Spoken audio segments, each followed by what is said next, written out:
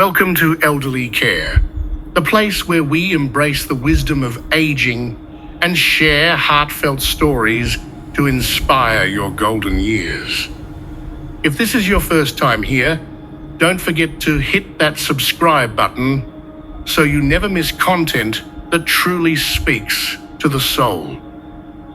If you find value in today's video, please like and share it with someone you care about. It could bring comfort, clarity, or even transformation. In today's story, we meet Margaret, a retired librarian who discovered something beautiful in her solitude after losing her husband. Her journey may just change how you see being single after 65. This isn't about loneliness. It's about peace, independence, and a new kind of joy. Let's walk beside Margaret as we explore why, for many, being single in your later years isn't a loss, it's a beginning. There is a quiet shift that often goes unnoticed as the years pass. Somewhere between 65 and 80, many people who once yearned for companionship begin to find solace in their own company. It isn't about loneliness or bitterness. It isn't about giving up on love. Instead, it's something deeper, something wiser. It is the kind of peace that arrives when you've lived long enough to know that your happiness no longer depends on someone else. This is the story of that peace, and why, for many, being single after 65 is not just acceptable, it's actually better. Margaret, a retired librarian from Oregon, used to spend her days surrounded by stories. She had been married for 42 years. Her husband passed away in his sleep one quiet winter morning. At first, she felt as though she were floating in a sea of silence, lost without the voice of the man she had grown old with. Friends worried about her, suggested dating sites, companionship programs, even gentle matchmaking. But Margaret declined. She found something unexpected in the solitude that followed. She started painting. She joined a community garden. She slept in when she wanted to, cooked only when she pleased, and began each morning with a long walk to the lake. Over time, she discovered something that surprised even her. She felt more free, more peaceful, and oddly more herself than she had in decades. Margaret's story is not rare. In fact, research shows that an increasing number of seniors between 65 and 80 are choosing to remain single, not because they have no choice, but because they have discovered the quiet power of independence. This decision, though unconventional by old standards, is rooted in wisdom and emotional clarity. So why is being single often better after 65? Let's explore.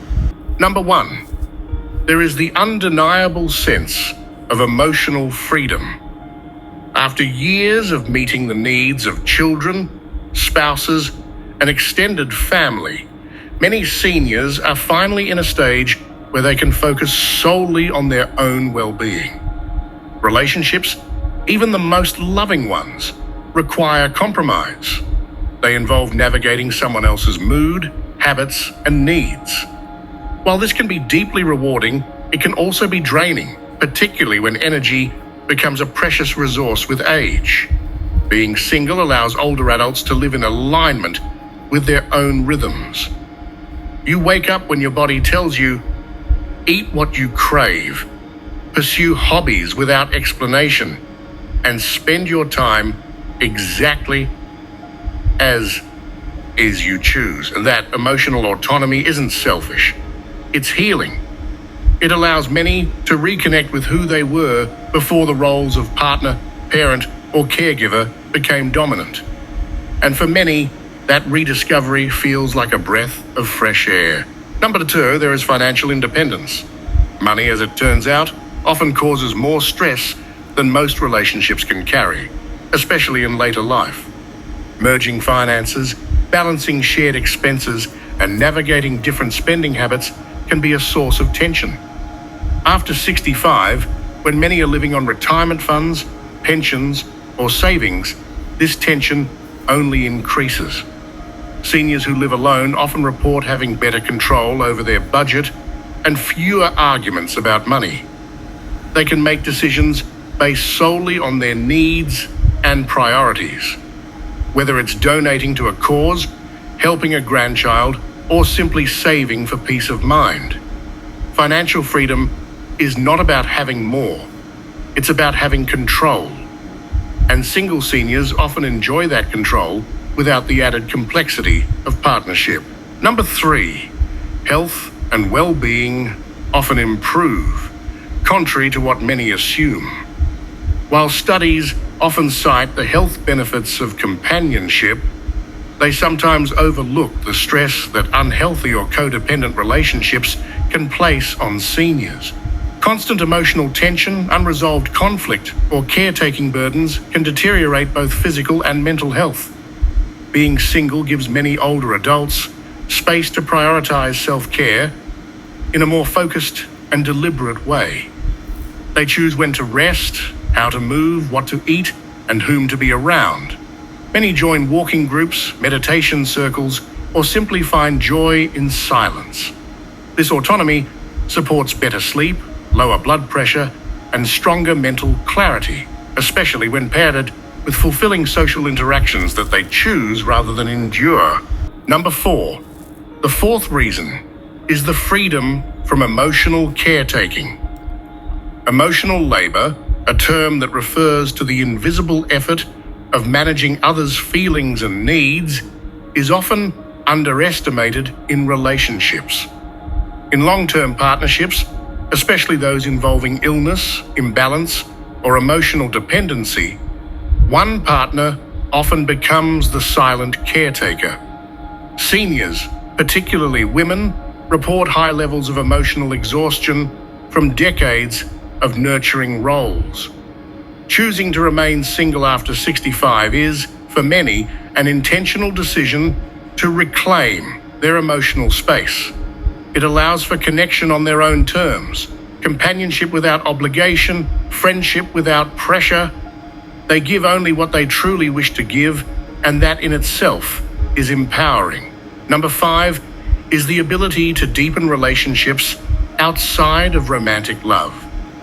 There is a beauty in the way older adults, when single, often invest more deeply in friendships, grandchildren, community, and themselves. They become more present, not distracted by managing a household or tending to someone else's expectations.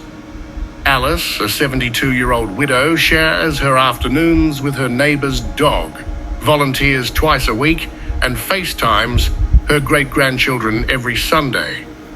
She says, "I don't miss having a partner. I miss my husband, yes. But I have love in my life, just not the kind that needs a dinner date or a goodnight kiss." This broader definition of love, one that includes platonic bonds, spiritual fulfillment, and self-love, can be richer than many expect. It fills life with meaning, without the pressure of a conventional partnership. Finally, number 6.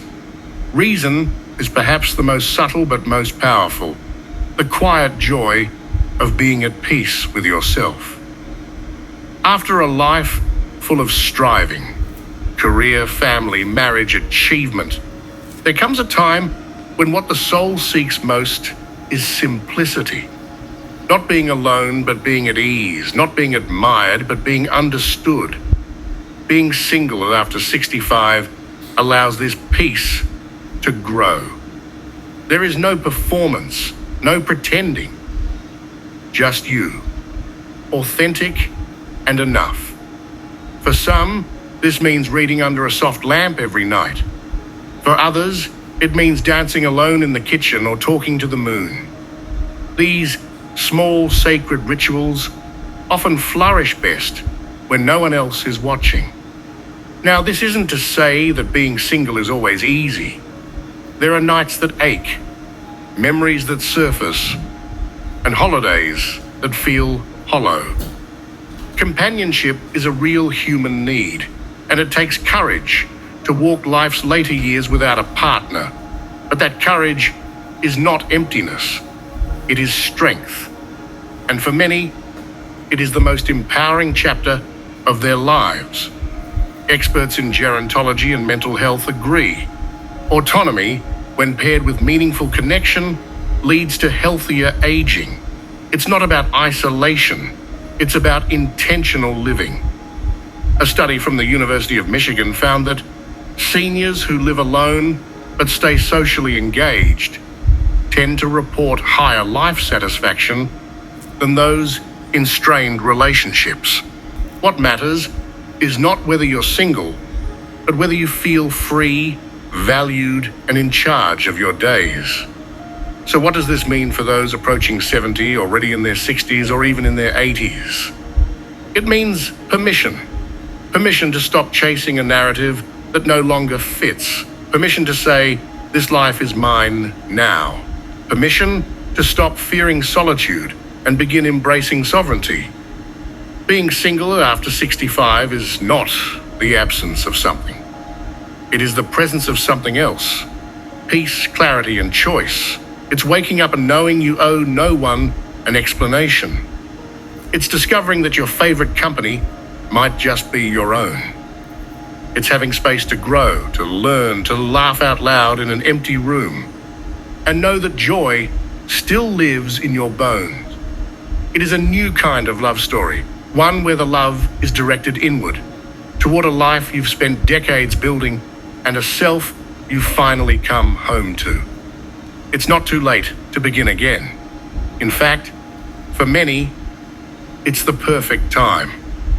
So to those quietly wondering if their best days are behind them simply because they are single, know this: your heart still holds chapters unwritten, and they may be more beautiful than anything you've lived so far. Are you curious what your life would look like if you stopped waiting for someone to join you and simply began without them? You might find that being single after 65 isn't a compromise. It's a gift. A deeply personal, beautifully liberating gift. One that honors the life you've lived and the freedom you've earned. And in that freedom, there is not just life, but light.